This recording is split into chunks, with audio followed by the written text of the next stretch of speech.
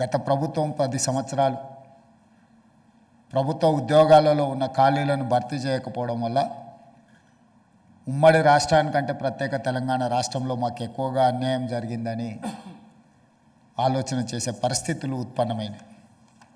అలాంటి పరిస్థితుల సందర్భంలో తెలంగాణ యువత సహకారంతో ప్రజాప్రభుత్వం ప్రజాపాలన ఏర్పడ్డది. అప్పటి వరకు ప్రగతి భవన్గా పిలువబడే ఈ ప్రాంగణం భారత పాకిస్తాన్ సరిహద్దుల మధ్య ఏ విధంగా ముళ్ళ కంచెలేసి ఎప్పుడు పహారాలు కాస్తూ సైన్యం మోహరించి ఉంటుండేనో ఈ భవంతుల చుట్టూతో కూడా ముళ్ళ కంచెలతోటి అదే విధమైన పోలీసుల పహారాల చుట్టూత ఎప్పుడూ నిరంతరం కాపలా ఉంటుండే. అలాంటిది డిసెంబర్ 7, 2023 నాడు మధ్యాహ్నం 1 గంటకు ఈ భవంతుల చుట్టూతో ఉన్న ముళ్ళ కంచెల్ని పటాపంచలు చేస్తూ బద్దలు కొట్టి తెలంగాణ ప్రజలకు ఇందులో ప్రవేశం కల్పించడం జరిగింది.